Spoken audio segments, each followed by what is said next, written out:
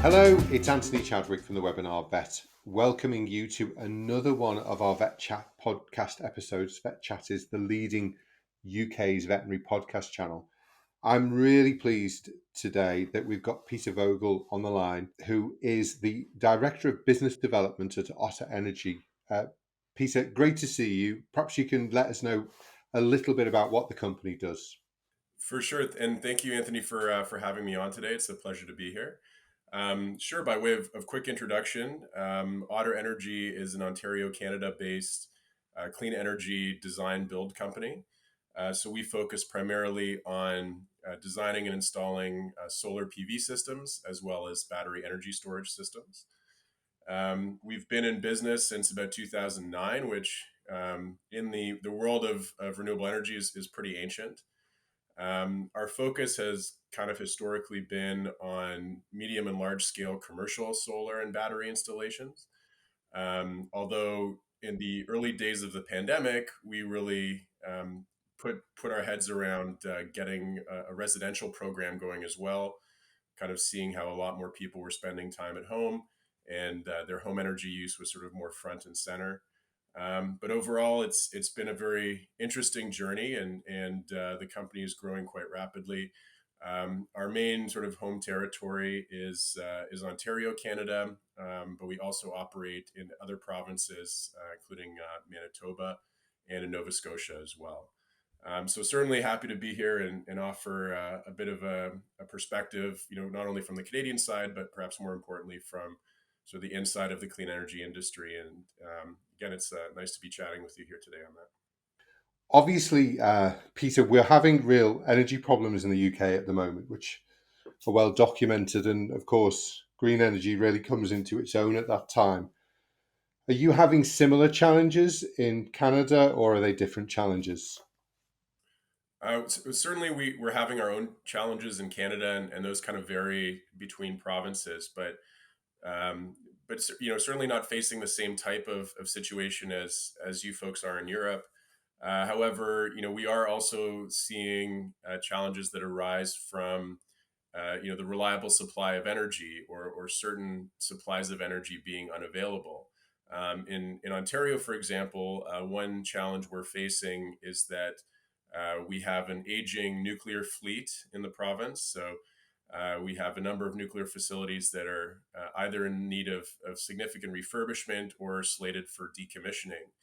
And because nuclear provides about 40 to 50% of our base load power, those plants coming offline, or any portion of those plants coming offline, will create a pretty significant shortfall in our energy supply. And so there's a bit of a rush right now here to replace that missing gap with other forms of generation.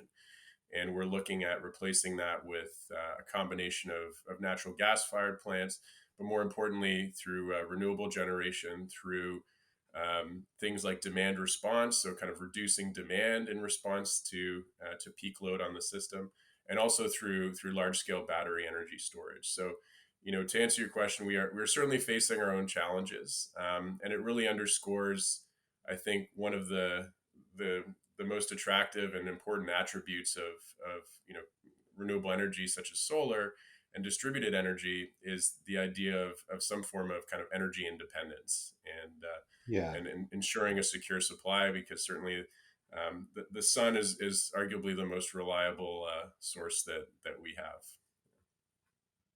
Which is also presumably why the big companies, don't want us to become decentralized because, of course, they will lose money from it. But it absolutely makes sense that we can produce our own energy. Talk to me a little bit about batteries, because obviously that technology has really come on. I don't have a battery in my own house. I have photovoltaics, about 4 kilowatts on my roof, and I have some um, uh, solar panels as well, some thermal solar panels, should I say. When I was asking about battery last year, the guy said, it's not really worth having a battery. I don't have an electric car. I've got a hybrid car, which I don't drive a lot because I mainly use trains. So I'm not. I'm still wondering whether I should change to electric or not. But then I don't have a driveway because I keep it all as garden, so I can have the birds. This is all the compromises we make. Sure, But yeah, sure. tell me a little bit about battery as to where you're using that, in your commercial and in your residential properties that you're fitting. Yeah, happy to do so. So I think the value of batteries really depends a lot on where you are and kind of the electricity or utility rates that you're paying. So in some jurisdictions, for instance, there is a economic value to what we call load shifting. So, for instance, charging your battery from the grid or from solar when energy is very cheap, and then drawing on that battery when energy is most expensive, what times of day the energy is most expensive, and you can kind of arbitrage your electricity rates that way. Um, the majority of jurisdictions, at least in North America and Western Europe, I don't have quite that significant a gap between what we call on and off peak times to make that necessarily the number one use case. So I will say that predominantly, and this goes for both commercial and residential, still the main driver and the main reason for adding energy storage is for resiliency and for backup. And so there's a really high perceived value for many organizations and many individuals to being able to have that security and certainty in the event of a grid outage. That you can still have power, and I think as we sort of see the effects of climate change manifest themselves in the forms of more extreme weather, certainly I can speak for us in North America. We've had way more grid outages and serious weather events in the last few years than we have previously. And so I think that concept of having resiliency and security is an important driving factor at this stage for people to adopt battery storage.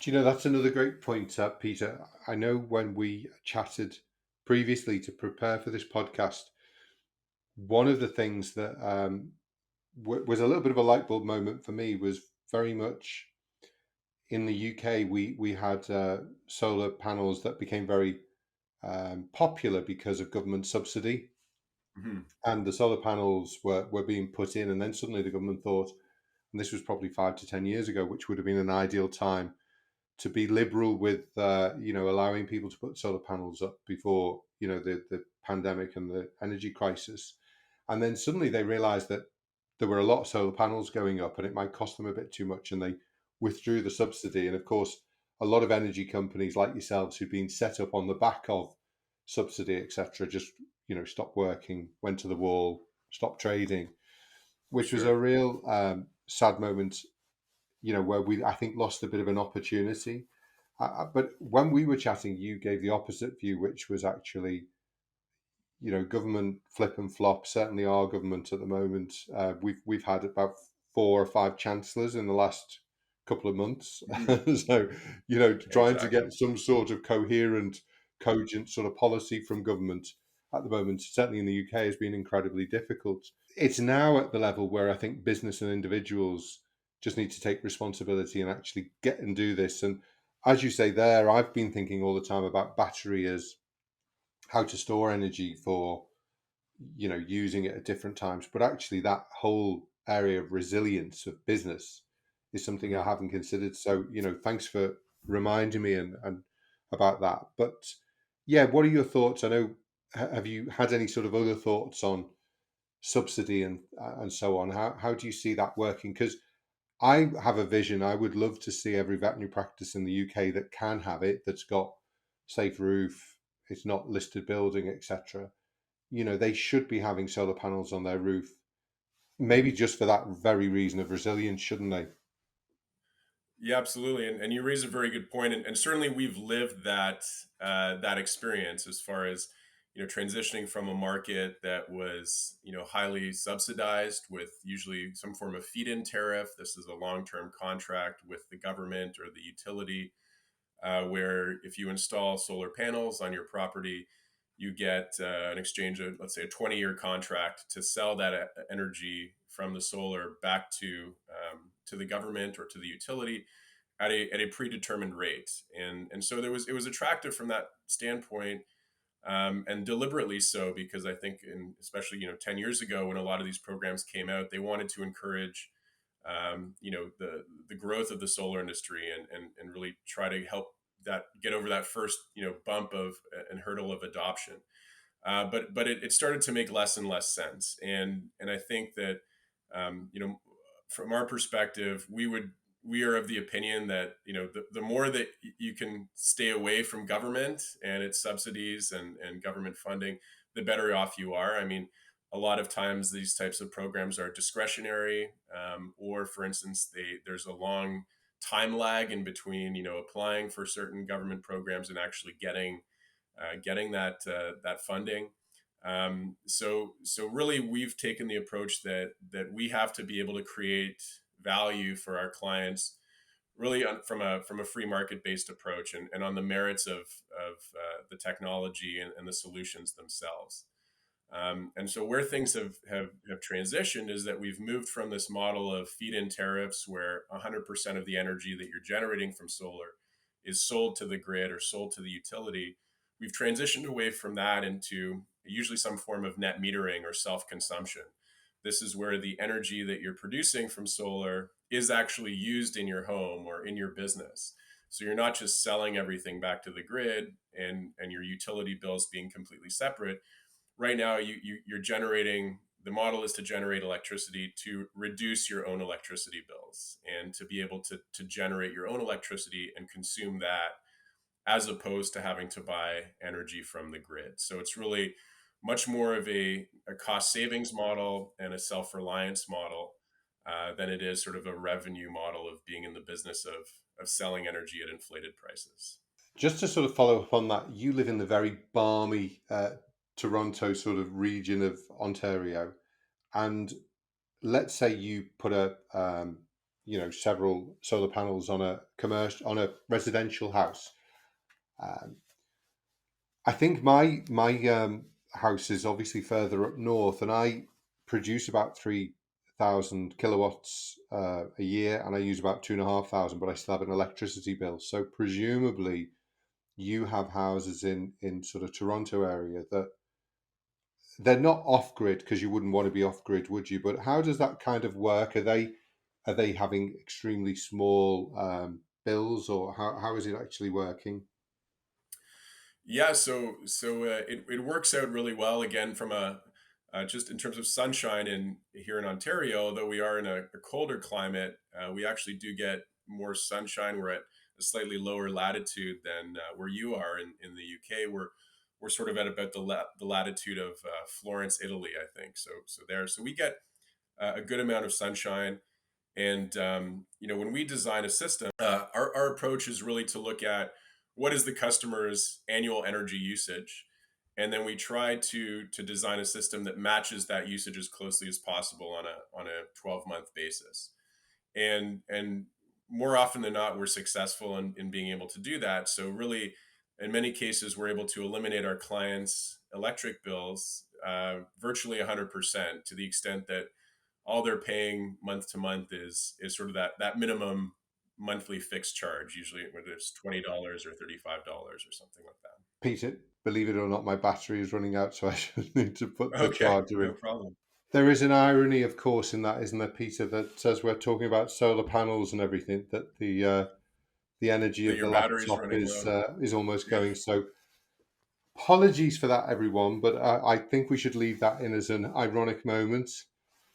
But yeah, no, that sounds really interesting. So you are having a situation where people are basically just using the standing charge fees. Exactly. Yeah, if the battery fails, they can then start taking stuff from the grid again. If the solar fails, that's right. So they'll continue to Yeah. to buy from the grid, and of course, um, what what uh, what structure and setup we have in most Western markets now is what's called net metering. And so that enables you, of course, like I said, to generate energy for your own use in your home or your business. So the energy that your solar produces first goes to your electric panel and goes to power the loads in your home or your building. If there's ever a shortfall, so let's say you're in the case of your home, you're using more energy than your solar is producing. Whatever shortfall there is will be taken from the grid as normal, or certainly in the evening or Mm. nighttime when there's no sun, you'll be buying energy from the grid as normal. Conversely, when the solar is producing more energy than you need in your home, the excess energy flows back to the grid and effectively runs your meter backwards. Mm. And at the end of the month, the utility company will calculate, okay, how much did you take from the grid? How much energy did you take? And how much energy did you send back? And they'll calculate the net bill. And so that's Mm. where the term net metering comes from. The advantage is that in times where you're consistently producing more energy than you need, so let's say in the summertime, let's say it's beautiful summer weather and you're gone on holiday and you're not using any energy in your home, but that solar is still doing its thing and producing energy much more than the home needs. All that excess energy you're sending back will accumulate on your account with the Yeah. utility company, and then you can use those credits and carry them forward and offset bills either the next month or even several months into the future. So it's really um, a great mechanism because you're always getting the full value of the energy you're producing from solar, even if you can't use it right at the moment it's being produced. And do your systems give a bit of flexibility that, if you had a battery fitted to that and we went away for 2 weeks holiday, you almost stop the battery from being charged up because obviously once it's charged, isn't it? And it will presumably keep that charge for a period of That's right. time. Yeah, once your battery's fully charged, it knows when it's full and it'll stop the charging process.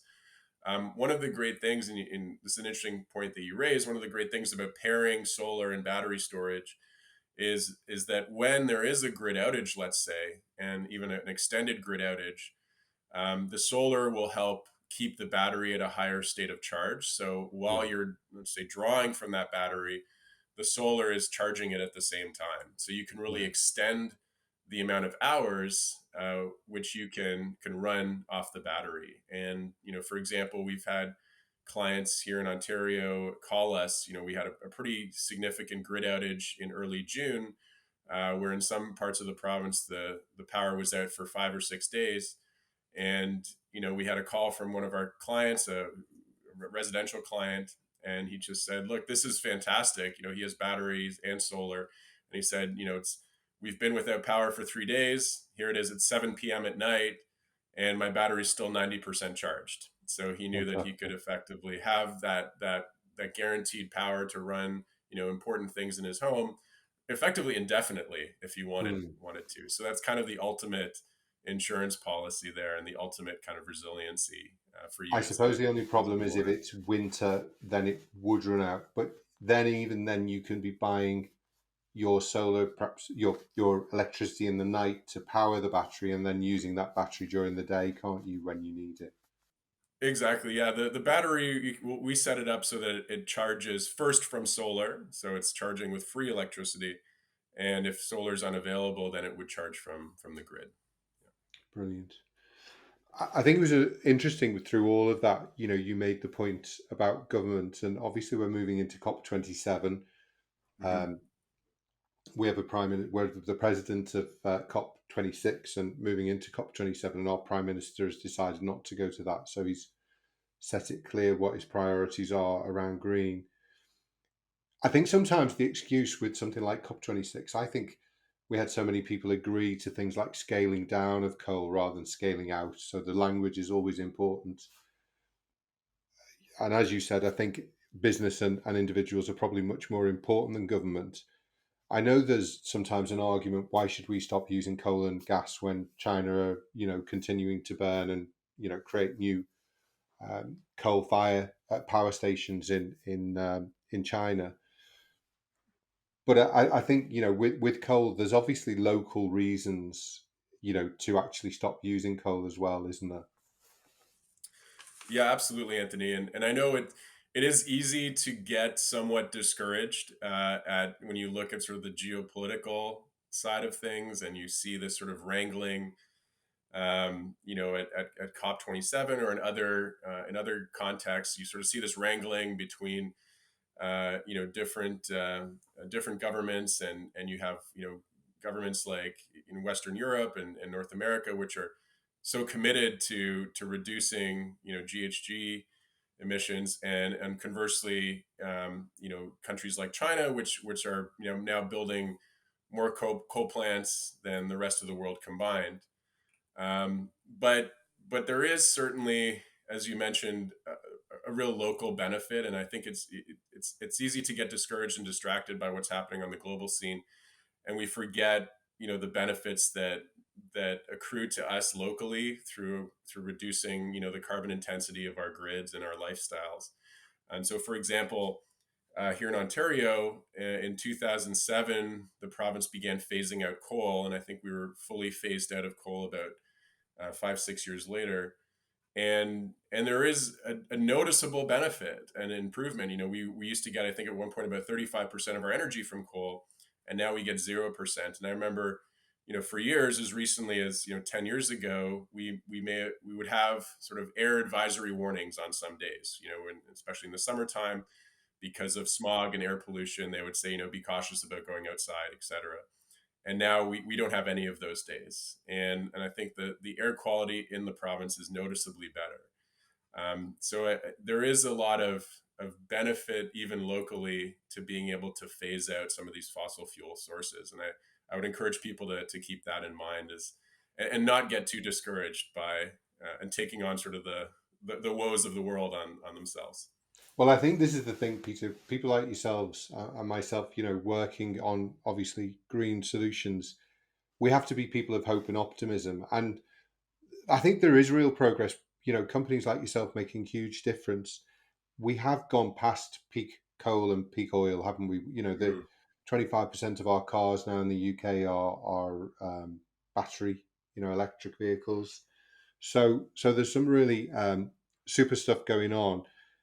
Just perhaps to finish off, let's talk a little bit about where you see perhaps the benefit of solar panels in veterinary practice, and then maybe some of the tips that you would give to a veterinary practice, or reasons why you think they should change if they're not already solar powered and battery Mhm. powered. Sure. Well, I guess I'll start off by saying that as I agree with you, it's important to stay optimistic, and I think that our job, as leaders in the clean energy sector, our job is not to sort of bash people over the head and say, go green, it's the right thing to do. I mean, I think everybody knows that.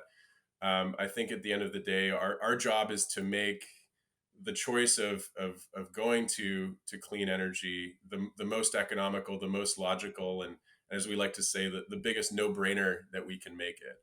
And I think that's our job, is to really find value and to create value for our clients, and really make it the best choice possible. And so I think from any veterinary perspective, and I think this applies to anyone who's running their own business, whether it be a small business or a large organization.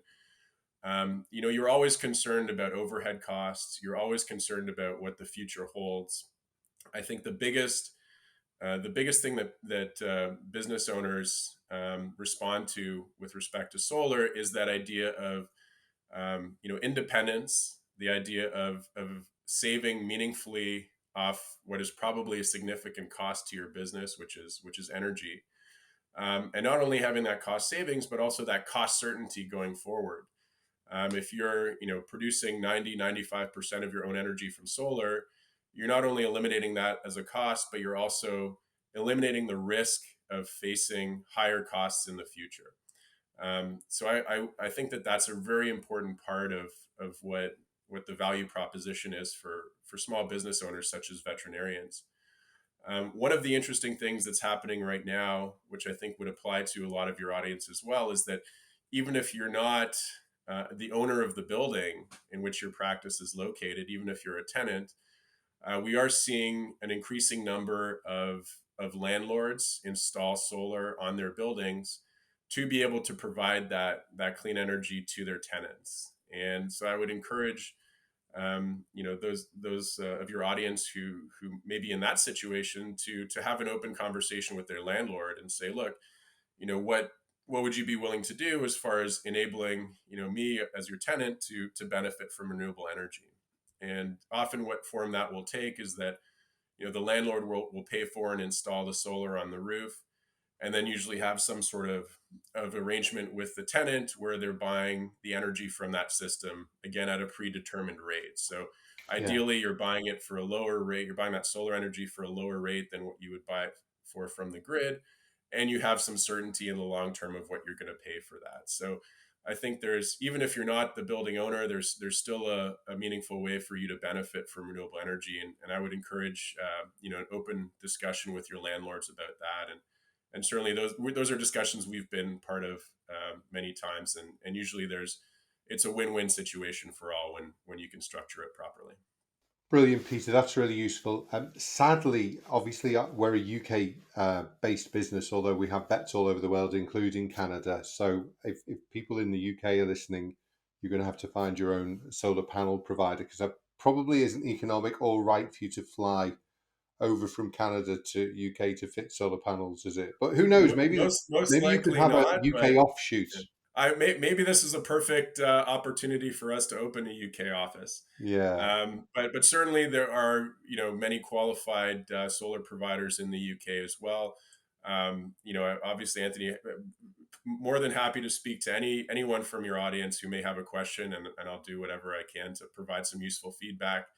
And look, I think no matter which side of the pond you're on, there is a really compelling reason to look at solar and to look at energy storage, and to explore what options are right for you, and what offers Mm. you the highest value. Peter, I think you made a great point in your closing remarks, which said, everybody knows it's the right thing to do. But of course, what's really good is, people like myself who've had solar panels up for 14 years, were, at the start of it, we just did it because it was the right thing. Obviously, not everybody has the money or the ability to do that. What's really satisfying is, and correct me if you feel this is wrong, but I feel that green power is now becoming part of the mainstream. Those big companies who poo-pooed solar panels because they were, providing electricity or gas and didn't want to lose part of their market, and we're trying to make it as difficult as possible, I think are now realizing that it is here. It's going to be a part of the mix. It's now becoming, though, a real economic thing to do. And the piece I've learned today, which I hadn't even really thought of, so thank you so much for that, is resilience of business. If a veterinary practice loses all of its electricity, if its computers go down, if its lights all turn off, then it really can't Mhm. treat animals. So that is an even bigger part than perhaps I thought of before. And thank you for that learning today, for people to really consider solar, but obviously with battery storage as well. So thank you so much Absolutely, for that. my pleasure. Peter, that's been absolutely fantastic. Thank you so much. And we'll perhaps on the podcast at the bottom leave an email address so that if people do want to get in contact with you, there is that ability to do that as well. For sure, I'd be happy to do that, and it's really been a pleasure chatting with you, Anthony. A big fan of the podcast, and keep doing what you're doing. It's great, and I hope we have a chance to chat again soon. Thanks, Peter. Thanks everyone for listening. This is Anthony Chadwick. This has been VETchat. Bye bye.